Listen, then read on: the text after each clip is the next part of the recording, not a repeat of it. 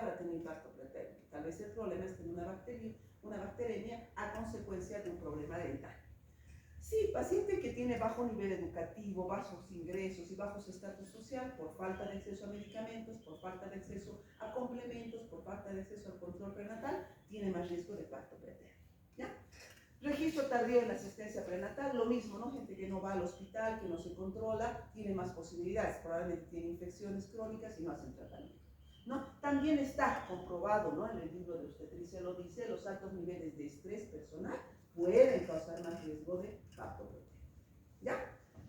También podemos nosotros dividir estos factores de riesgo entre maternos, los antecedentes y los riesgos del embarazo actual como tal. Los factores maternos como tal, la parte de la actividad física, ¿no? Si la paciente tiene demasiada actividad física también durante la gestación, puede, aunque es independiente, ¿no? Mucho depende de sus antecedentes, edad, todas esas características, ¿no? A los factores médicos, patologías dentales o patologías médicas previas, también me dan la posibilidad de parto pretérmino, la raza que ya habíamos hablado, las infecciones, tabaquismo, alteraciones conductuales, cuando las pacientes tienen algún tipo de consumo de sustancias, etcétera, también tiene más riesgo, algunas veces factores genéticos y nutricionales también, ¿no? Y la demografía, ¿no? Donde vive, el estrés y algunos factores sociales más que tenga la paciente.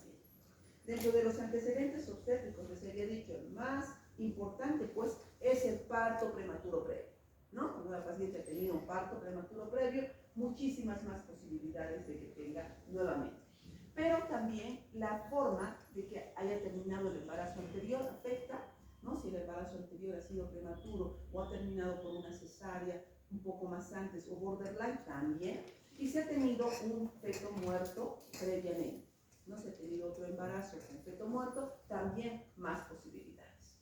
Y en relación ya a su embarazo que tiene ahora, si ha habido una concepción por mecanismos de reproducción asistida, solo por eso ya tiene posibilidades de síndromes hipertensivos y de parto pretérmino, ¿ya? Si ha habido un embarazo gemelar y ha habido un gemelo evanescente, a veces hay uno de los gemelares que sobrevive y el otro que fallece, ese embarazo generalmente puede ir adelante, pero tiene más riesgo de parto prematuro y ciertas complicaciones. Y cuando el embarazo es múltiple, ¿no? Existe sobredistensión uterina, se estiran demasiado las fibras y tiene más posibilidades de que haya también un parto pretérmino. O cuando hay otras causales de sobredistensión uterina, polidramios, una paciente con tumores, con alteraciones a nivel del útero, tiene más posibilidades también de tener un parto pretérmino. ¿Ya? Entonces, la fisiopatología tiene tres pilares principales, pero el principal de estos es, pues, problemas de la activación de la membrana residual y a consecuencia de qué se produce la activación de la membrana residual. Puede haber cambios cervicuterinos, ahorita lo vamos a ver cómo se producen en relación a los procesos infecciosos, que es la principal causa.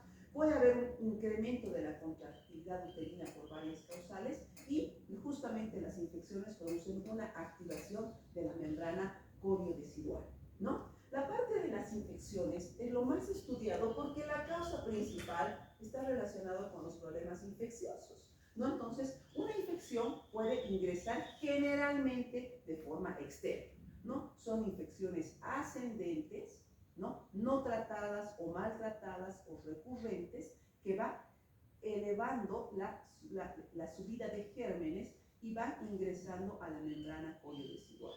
También puede haber entrada de gérmenes por otras vías, como la vía hematógena, ¿no? Como les había dicho, de otras infecciones en otras partes del cuerpo, o inclusive a veces la vía inducida, cuando hacemos algún procedimiento de tipo invasivo dentro del embarazo, podemos también introducir también nosotros los gérmenes, ¿no?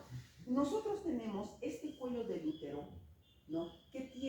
Es la parte más importante del útero. Es un órgano que tiene que mantenerse cerrado y duro durante 9 meses, que la paciente camine, haga todas sus actividades habituales, y tiene que ser tan capaz de cambiar completamente sus fibras para producirse y abrirse laxamente y dejar pasar al embarazo cuando el momento sea apropiado, ¿no? Entonces, el cuello pues juega un papel muy importante. Y cuando hay infecciones o activación de la membrana, hay una pérdida del colágeno, a un aumento de los glucosaminoglucanos y por disminución y alteración alteración de la barrera epitelial y disminuye la resistencia a los gérmenes y se puede producir el cambio de las células a este nivel. Por otro lado, también en la parte muscular del fondo, ¿no? También hay cambios, ¿no? Normalmente cuando un miometrio está inactivo durante el embarazo, no existen muchas conexiones intercelulares, ¿no? Son células musculares que no se conectan mucho entre ellas. Pero cuando ya empieza el trabajo de parto, las conexiones intercelulares se incrementan en un 200% más o menos y empieza a haber una conexión intercelular y el paso de calcio para la activación muscular, ¿no? Y muchas veces también es un problema hormonal. La progesterona es la hormona en pro de la gestación. Fisiopatológicamente el parto se inicia cuando la progesterona de estar alta tiene una caída. Eso es lo normal. Y algunas veces se da esta disminución de la progesterona de forma prematura, ¿no? También dice que hay pacientes ya bioquímicamente predispuestas. Eso se está estudiando, que podamos tener un marcador bioquímico y decir, señora va a hacer parto pretérmino alguna vez, que tiene más proteínas asociadas a las contracciones y el aumento de las prostaglandinas F2 alfa y E2 también, que se elevan principalmente en función a infecciones, ¿no? Y por otro lado, la membrana decidual, ¿no? La membrana decidual también va alterándose y va volviéndose cada vez más delgada cuando se inicia el trabajo de parto, ¿no? Entonces, de esa forma es que el parto por una de estas tres vías va iniciándose más antes de lo normal, ¿no? Porque lo normal es que solamente haya un mecanismo físico y un mecanismo hormonal de disminución de la progesterona, pero cuando se trata del parto pretérmino hay otras cosas más que se van a activar. ¿Ya? Muy bien. ¿Cómo nosotros podemos hacer un cribado durante el control prenatal? Muy importante para ustedes que van a hacer control prenatal cuando sean internos, ¿no?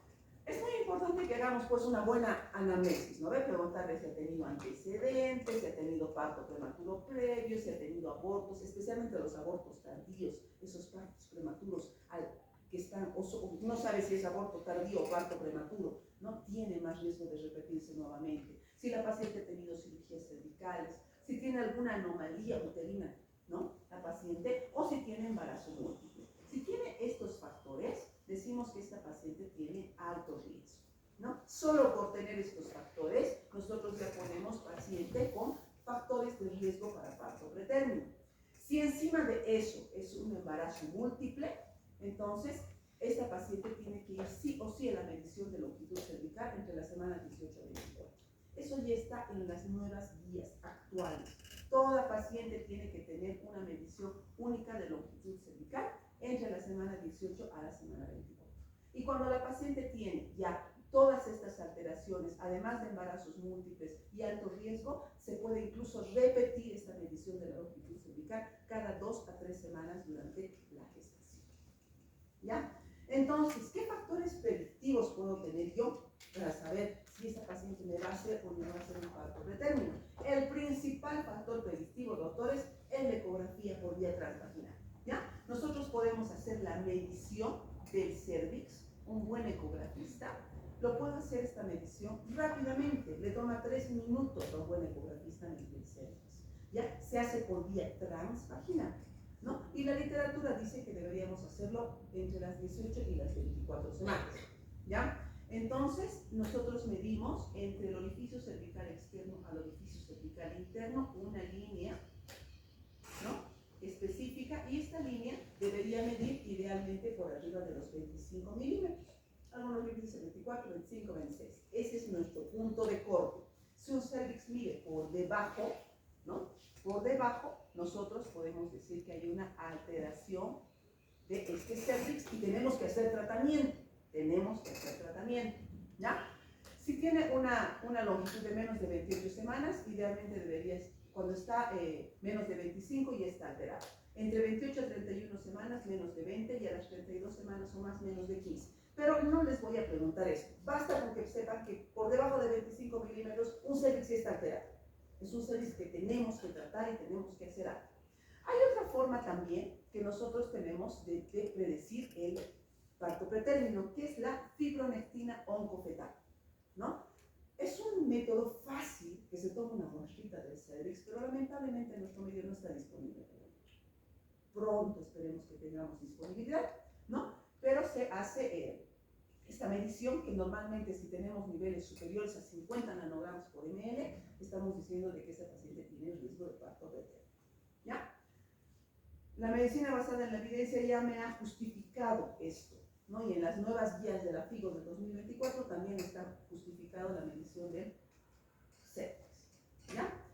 Hay otros factores en la medición del cervix que también podrían llamarnos la atención. Un ecografista con experiencia puede, además de ver la medición del cervix, hacer la elastografía del cervix, ¿no? La elastografía es ver la consistencia imaginológica, cuán blandito es ese cervix para que pueda dilatar fácilmente. El slush es como si hubiera un barro, como si hubiera suciedad dentro del líquido amniótico cercano al cervix. Se ha visto que nos da riesgo de parto pretérmino.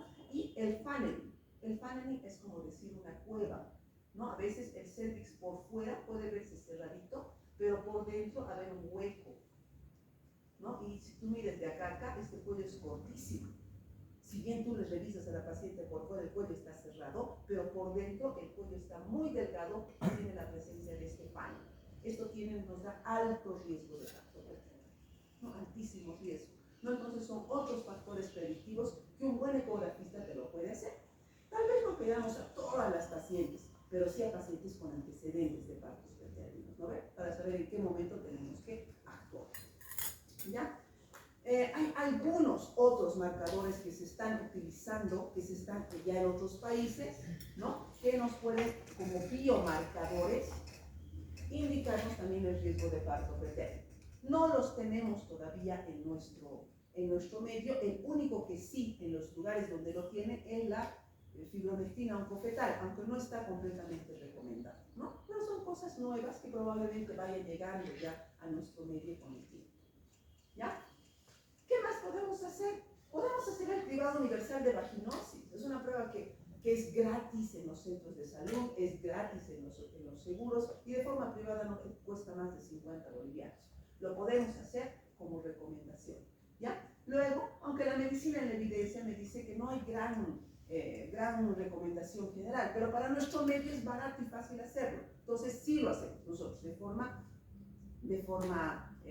regular. Luego había también la opción de hacer tratamiento antibiótico de la bacteriuria asintomática, ¿no? Las últimas guías no lo recomiendan a todas las pacientes, sino previo cultivo,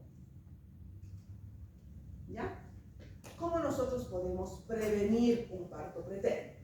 ¿No? ¿Qué podemos hacer para que no exista? Hay 3 tipos de prevención, como ustedes conocen, ¿no? Dentro de la prevención primaria tenemos algunos factores que son modificables, ¿ya? Principalmente, y algunos no modificables. Ahí no voy a poder cambiar la edad, probablemente, tal vez no pueda cambiar algunas características como la raza de la paciente, pero hay cosas que sí puedo modificar, como el tabaquismo, puedo mejorar la anemia, puedo ayudar a que esa paciente tenga más controles prenatales, puedo guiar a que no haya un periodo intergenésico muy corto entre las pacientes, puedo tratar de ayudarles con el estrés laboral en lo posible, no evitar de que haya transferencia múltiple de embriones cuando hagan reproducción asistida, ¿no? O sea, no, es ideal que no hagan, ¿no? La verdad es que un buen médico de esterilidad ya no está haciendo transferencia múltiple de embriones como había antes, ¿no? Les ponían 4 o 5, salían trillizos y era todo un problema. Ahora no, es 1 o máximo 2, ¿ya? Cuidado odontológico, sí, puedo recomendar que la paciente vaya al dentista cuando esté embarazada. Muchos tienen el tabú de que no hay que ir al dentista estando embarazada, es peligroso. Por el contrario, tiene que ir al dentista para que le haga una revisión y se pueda buscar factores de riesgo al cambio. Se ha visto que la suplementación de algunos omegas podría ayudar, probióticos, y también se habla del ácido acetilsalicílico, pero estos no están todavía comprobados. Nosotros usamos el ácido acetilsalicílico en el caso de los síndromes hipertensivos, ¿no? Pero se dice que también puede tener un factor colaborador en el parto preterno. Prevención secundaria, cuando la paciente ya tiene el problema, ¿qué es lo que podemos hacer nosotros? Tenemos 3 niveles que podemos utilizar, ¿ya? Una que es la progesterona, ¿no? La progesterona es un excelente medicamento para prevenir el parto preterno. La progesterona es un medicamento accesible, entre comillas barato, los seguros lo cubren algunos, ¿no? No es tan barato, pero tampoco es inaccesible. como para no poder utilizarlo, considerando las ventajas que me puede dar el uso de progesterona, ¿no? Él tiene un efecto antiinflamatorio, mantiene la quiescencia uterina, porque me aumenta los niveles de progesterona, ¿no? Disminuye la degradación del estroma cervical, disminuye la frecuencia contráctil miometral, disminuye la respuesta a la hemorragia y a la inflamación residual, inhibe la conexina 43, que está relacionado con el incremento de las uniones intercelulares. ¿Ya? En pacientes con antecedentes de parto pretérmino no hay una recomendación alta, pero en pacientes que tengan cervix corto, sí, efectivamente, la recomendación es clara. 200 a 400 miligramos de progesterona por vía vaginal cada día. No tenemos progesterona en nuestro medio y se puede utilizar todo el embarazo. En embarazos gemelares por sí no se recomienda, pero si tiene además cuello corto, también se puede utilizar. ¿Ya? Otras cosas que podemos utilizar en el caso de estos factores es la utilización de cerclajes o de pesarios en pacientes que tengan cervix corto a consecuencia de cirugías anteriores o a veces idiopáticas por incompetencia, se puede utilizar el cerclaje y a veces incluso los pesarios también, que ayudan a que el cervix no tenga mucho contacto con el exterior y menos riesgo de parto pretérmino. ¿Ya? Cuando nosotros hacemos el cerclaje a las pacientes, lo hacemos entre las 13 a las 16 semanas cuando la paciente ha tenido antecedentes. Usted me dirá, pero doctora, usted nos ha dicho que midamos el cuello a las 18 semanas. ¿Cómo voy a saber a las 13 semanas que tengo que hacer cerclaje? Cuando la paciente ha tenido partos prematuros, tempranos o abortos tardíos, puedes hacer ya la ecografía cervical a las 12 semanas. En la ecografía de las 12 semanas, donde vemos si el bebé tiene síndrome de Down, ya podemos medir el cuello y en este caso hacer el cerclaje, que esté indicado hacerlo tempranamente, ¿no? Se puede hacer por vía vaginal, laparoscópica, hay la técnica de McDonald, de Shirotka, que nosotros utilizamos, ¿no? También alguna vez se puede hacer, si la paciente tiene una historia obstétrica de 3 abortos tardíos, como les digo, esos abortos que se pierden a partir de las 15, 18, 20 semanas, o partos prematuros tempranos de las 21, 22 semanas, también se puede hacer el cerclaje, ¿no? También cuando la ecografía me está diciendo que hay una longitud cervical menor de 25 milímetros, o cuando vemos que al seguimiento está en 28, 25, 23, cuando hay esa disminución del tamaño del cervix, también podemos hacer cerclaje. Y cuando nosotros, por la exploración física, nosotros podemos tocar y ver que el cuello está adelgazado, también está indicado hacer el cerclaje. Aunque la verdad es que mientras más grande está el embarazo, más difícil es hacer el cerclaje, más riesgoso es hacer un cerclaje. Mientras más adelgazado está, porque implica poner unos puntos a nivel del cuello, ¿no? Y mientras más grande está, más distensión y tú puedes causar una ruptura de membranas al colocar el cerclaje, ¿no? Y ya, ahí acaba el embarazo, ¿no? ¿Qué más puedes hacer? No se recomiendan embarazos gemelares. De rutina, no se. ¿Ya?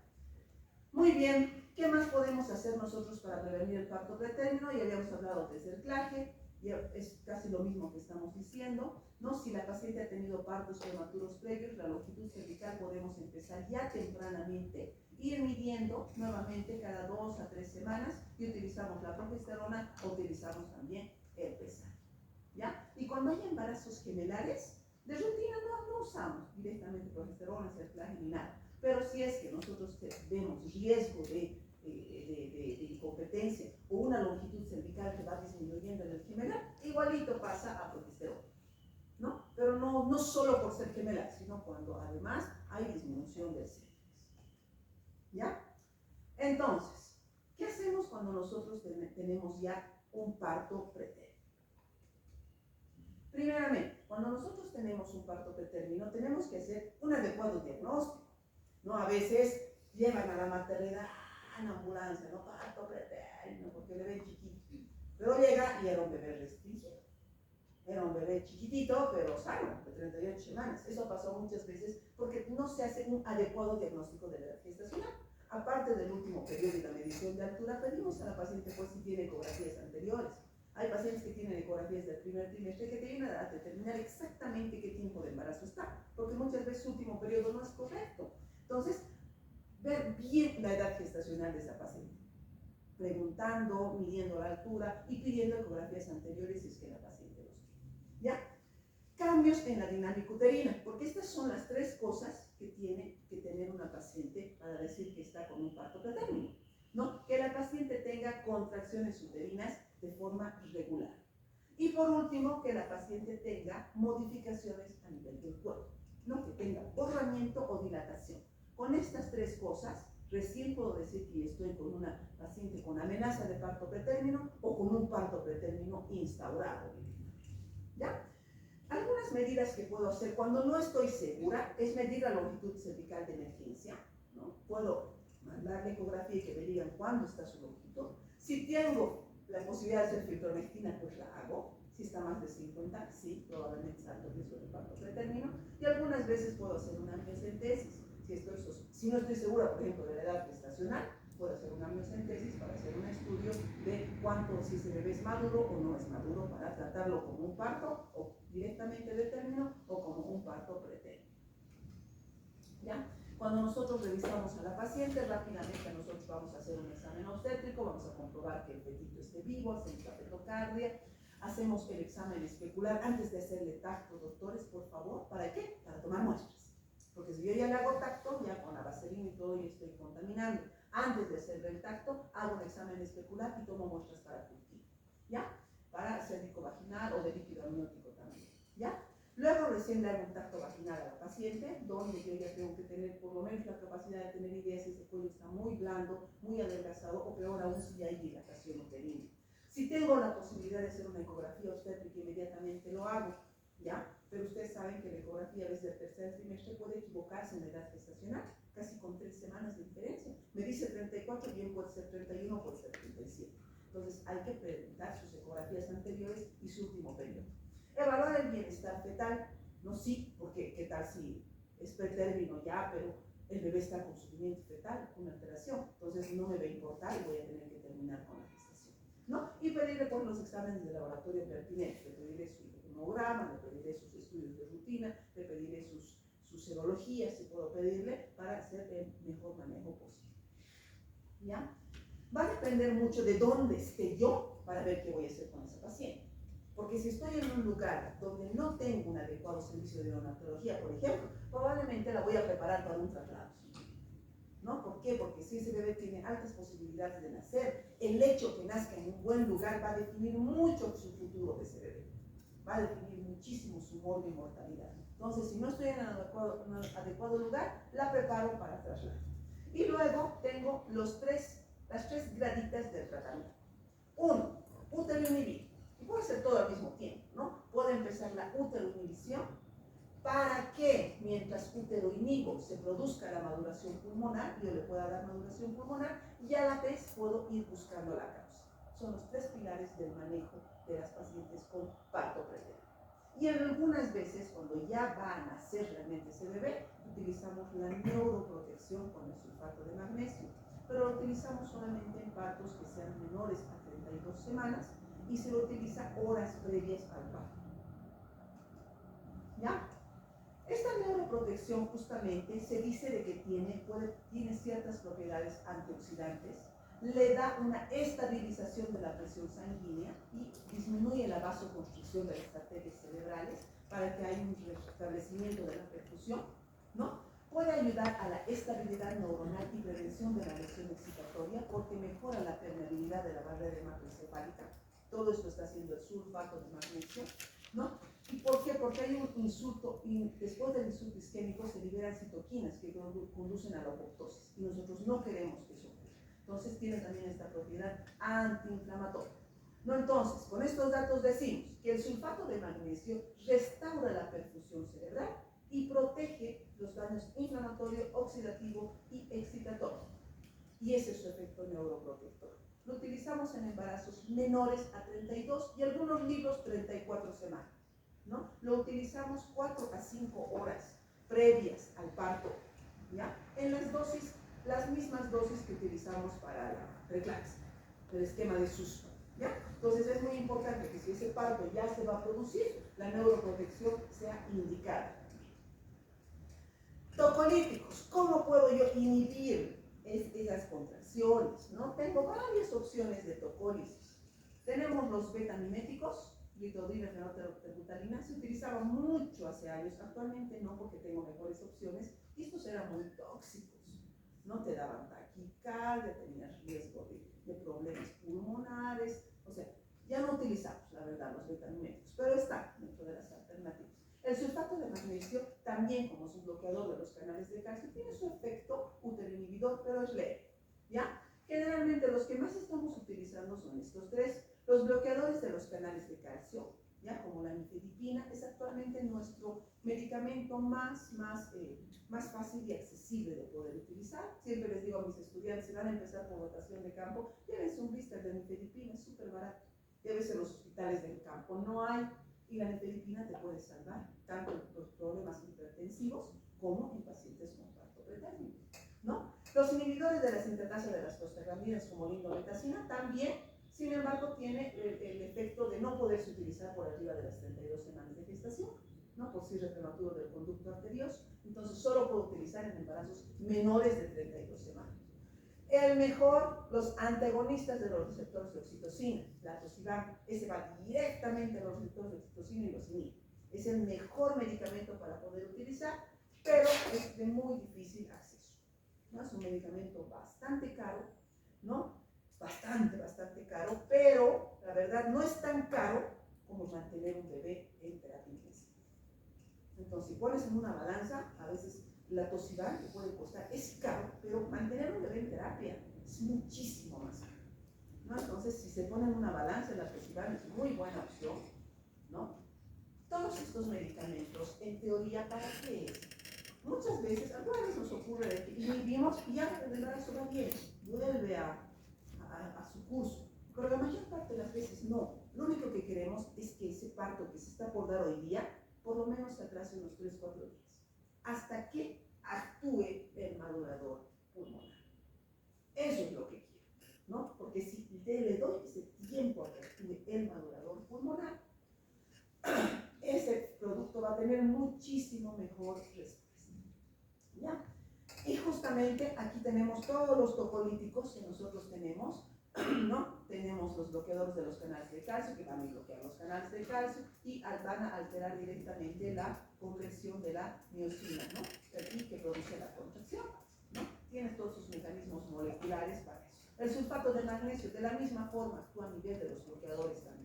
Los antagonistas de los receptores de oxitocina van directamente a actuar durante el receptor, ¿no? Y los inhibidores como la indometacina bloquean el ácido araquidónico para la formación de prostaglandinas y de esa forma también actúan en la célula miometral. Los agonistas beta-2 actúan a ese nivel, disminuyendo el ADP cíclico para disminuir también la conversión de miosina, ¿no? Entonces son factores de cada uno de los tocolíticos a nivel de la célula muscular lisa del útero,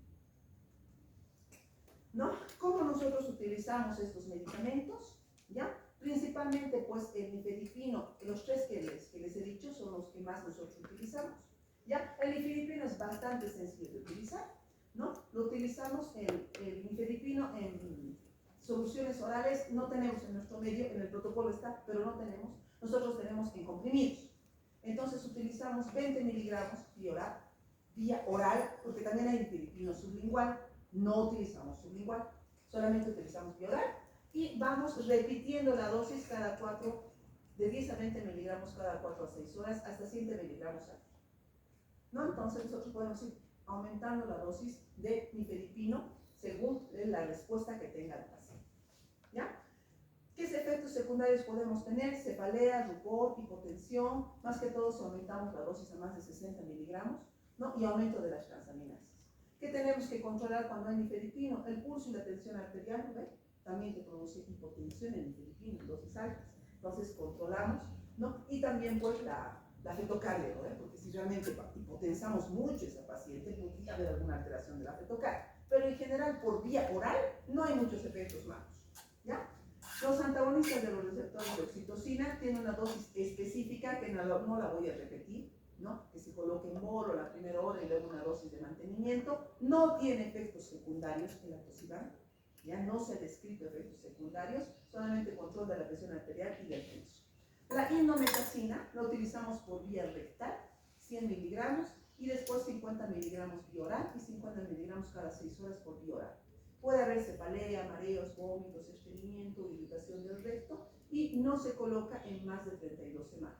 por restricción de ductos y también puede causar oligohidramios, la indometacina, por eso se lo utiliza generalmente por 3 a 5 días y no más, ¿no? Si es que le tienes que utilizar más tiempo, monitorización del líquido amniótico y del ductus arterioso, ¿no? Y podría, como es un antiinflamatorio, enmascarar una coriomionitis, por ejemplo, ¿no? Entonces, mucho cuidado con eso.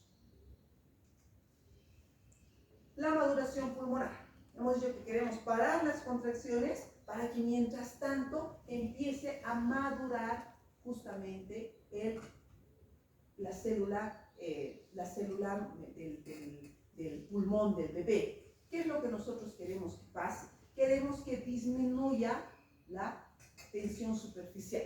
Cuando ese producto, cuando ese bebé va a nacer, va a dar su primera inspiración, ¿no? Y con la primera inspiración va a agarrar y va a expandir sus pulmones y esta tensión superficial tiene que disminuir para que los pulmones se mantengan expandidos. Si nosotros no tenemos surfactante, va a haber esta expansión y luego esto se va a volver a colapsar. Esa es la principal causa de que el feto no pueda respirar y que tenga alteraciones de la madurez pulmonar fetal.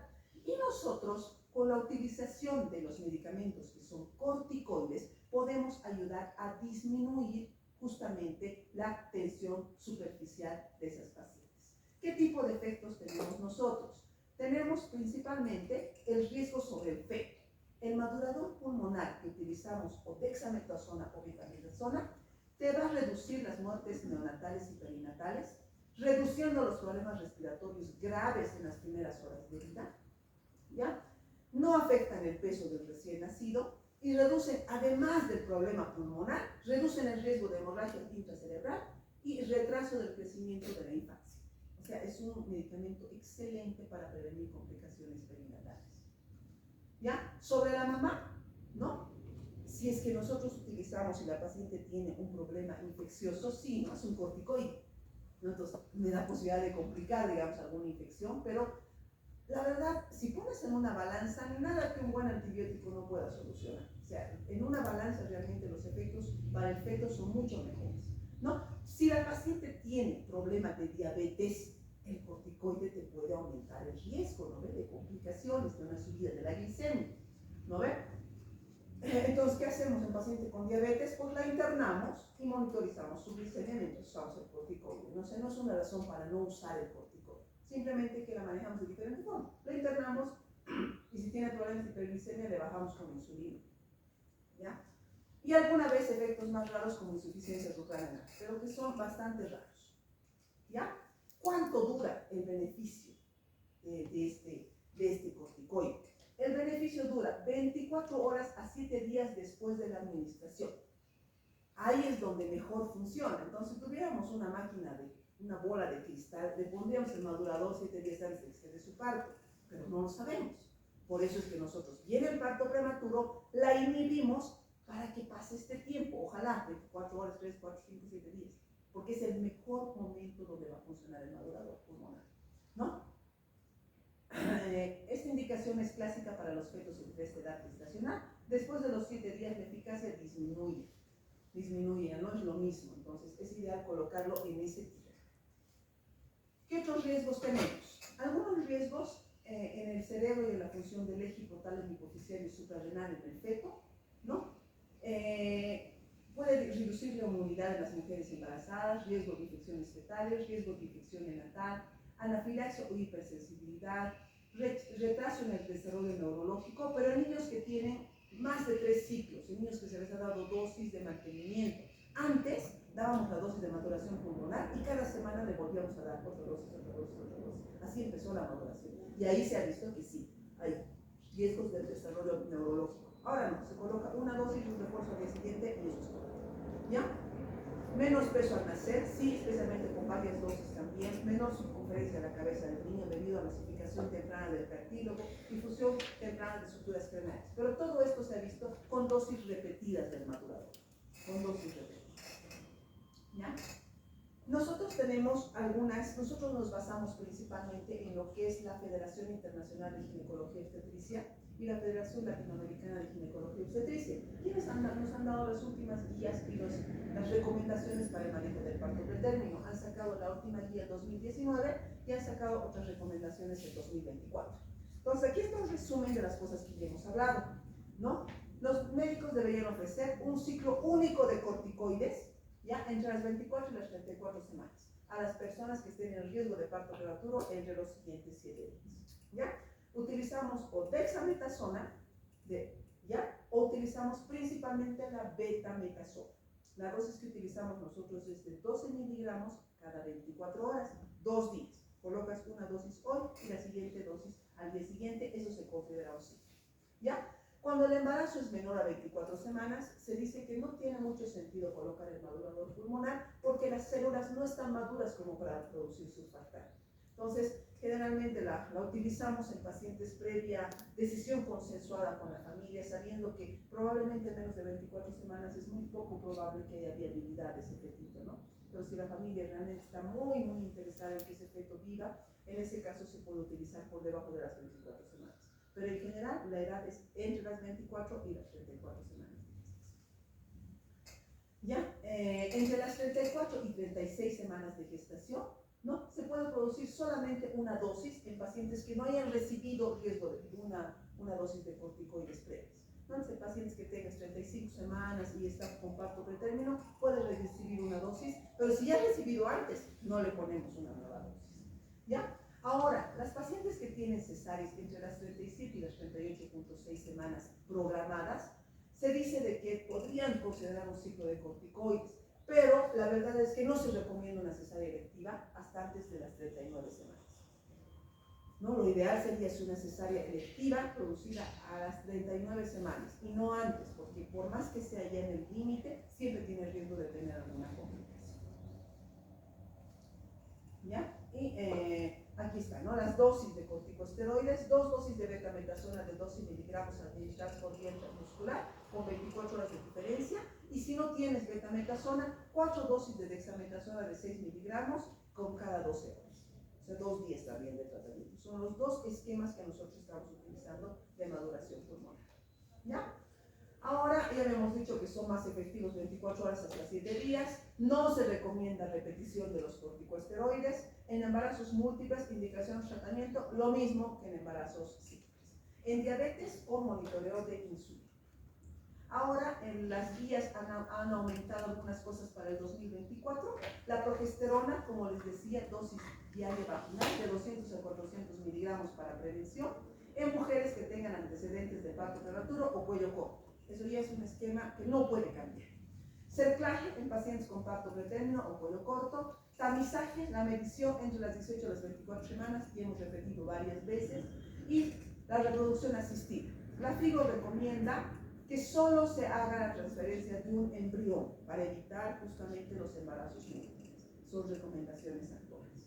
Ahora, cuando ya tenemos una paciente con parto pretérmino, la maduración pulmonar no ha cambiado, las dosis siguen siendo las mismas. La neuroprotección en el caso de parto inminente, antes de las 30 a las 32 semanas. Ya, la tocólisis, especialmente el nifedipino, para retrasar el parto 48 horas y permitir la acción de los corticoides. Y antibióticos en caso de ruptura prematura de membranas, ¿no? O en caso de una infección establecida. ¿Ya? Corticoides prenatales no deberían administrarse si hay sospecha de parto pretérmino en los próximos 2 a 7 días. ¿Ya? Ahora, cuando había el COVID, ¿no? Decíamos corticoides sí, que no, que etcétera, ¿no? El uso de corticoides en pacientes con COVID sí se podía utilizar, siempre y cuando todo el equipo esté de acuerdo. No había contraindicaciones en el COVID, porque es solamente 2 dosis además, ¿no? No hay evidencia de que los corticoides en pacientes con COVID y embarazo puedan causar alteraciones, ¿no? Pero de rutina no se usa. Solo porque tiene COVID de maduro, no. Solamente si tiene COVID y además un parto pretérmino.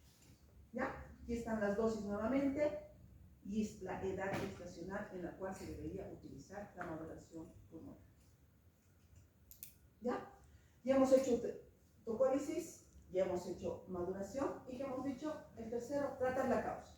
¿No? Entonces, bien hemos visto que hay causas a veces que no se pueden cambiar, pero hay cosas que sí. Por ejemplo, la parte de las infecciones.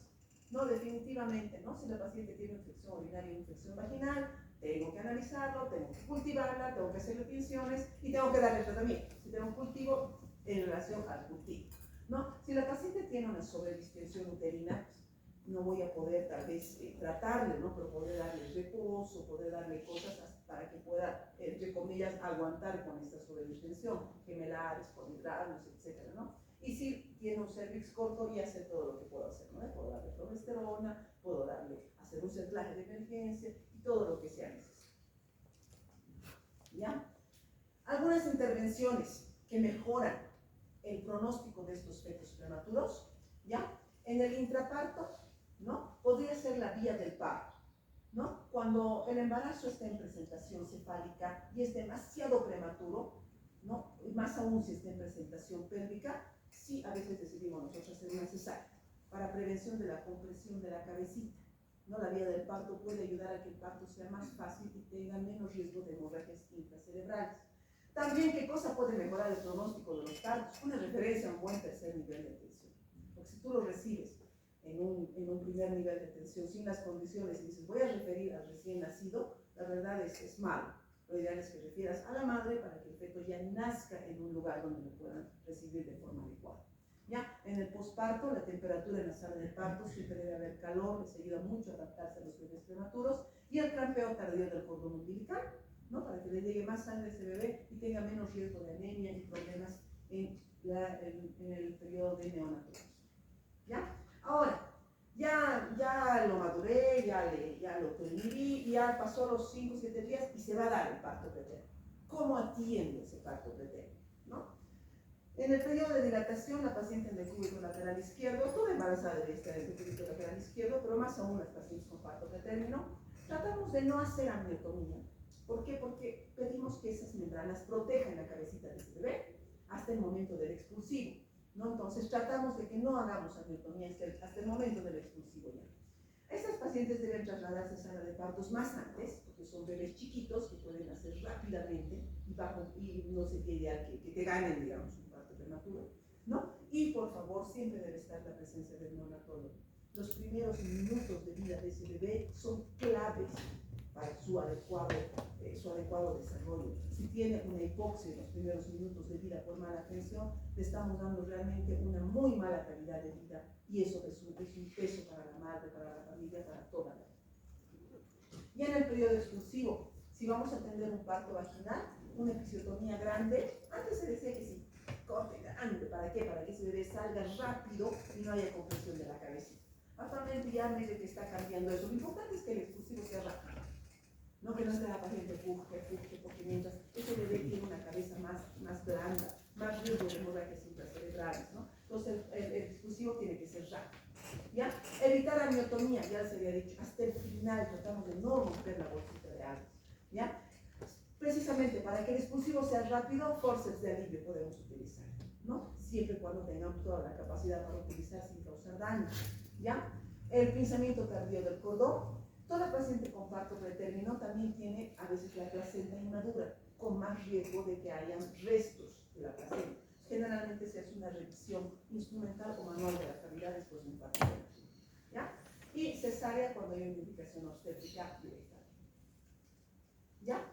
Las complicaciones, más que todo, pues el problema del parto pretérmino es un problema neonatal, ¿no? Desde problemas principalmente a nivel pulmonar, problemas intracerebrales, problemas intestinales, isquemias agudas, problemas de desarrollo, ¿no? Y los problemas a largo plazo, talla baja, son niños con problemas más de hiperactividad, problemas de, incluso está relacionado, ¿no? Con el autismo, TDAH, con niños y a veces incluso la parálisis cerebral infantil, ¿no? Porque muchos niños con parálisis cerebral infantil son niños pretérinos, ¿no? Entonces son problemas realmente muy graves cuando nosotros no tratamos a tiempo esas complicaciones.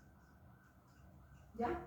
Y nuestra última diapositiva, para no olvidarnos de los puntos clave que hemos hablado en nuestra clase. Primero, las causas maternas. La principal causa materna son los antecedentes de parto, de cesáreas anteriores, pretérminos también, y algunos del embarazo actual relacionados con las infecciones. 2. Para diagnosticar 3 cosas: edad gestacional, modificaciones cervicales y la dinámica uterina. ¿Ya? Para tratar, 1, referencia, si no cuento con lo necesario. 2, ultrainhibición, maduración pulmonar y tratamiento de la causa. Y la forma de prevenir durante el control prenatal, haciendo la anamnesis, haciendo las mediciones cervicales, dando la progesterona, tratando las infecciones. Tengo muchas formas, como ustedes han visto, de prevenir. A veces, pese a eso, se te da un parto prematuro, ya, ¿qué vas a hacer? Pero si has hecho todo lo necesario, no tienes nadie que te reclame, ¿no? Y ahora que hay tantos problemas hasta médico-legales, definitivamente el parto preterino es una causa muy importante de problemas médico-legales.